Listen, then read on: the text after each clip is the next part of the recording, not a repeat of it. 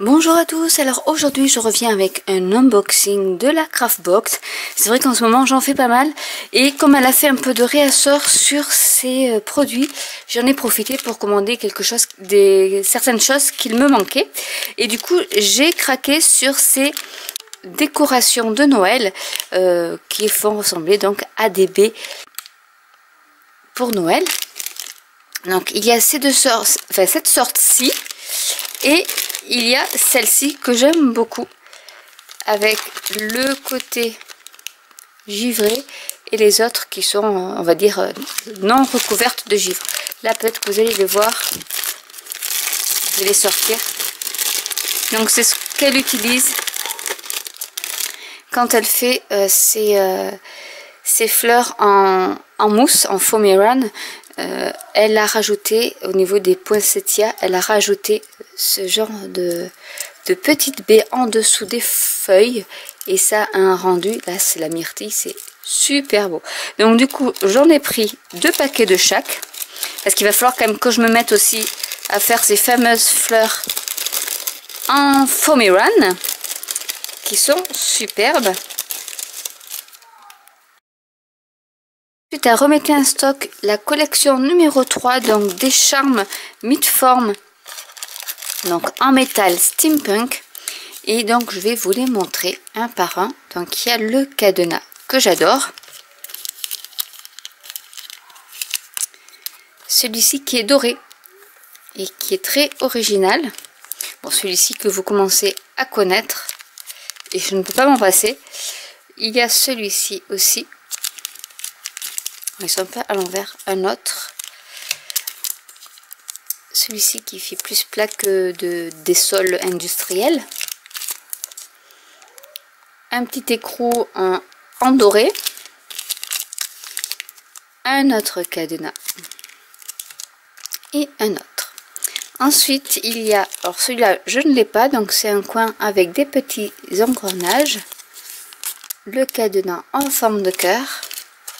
Celui-ci qui est énorme. Donc il y en a 2 en fait. Je pense qu'on peut même, si on veut, on peut les articuler les 2 ensemble pour faire un fond en mix média. Ça peut être très original. Un petit coin. Ensuite il y a des clés. Donc il y a celle-ci et il y a celle-ci. Un autre coin avec l'aiguille de l'horloge, une clé, un engrenage, on va dire un morceau de tuyau et un autre coin façon sol industriel.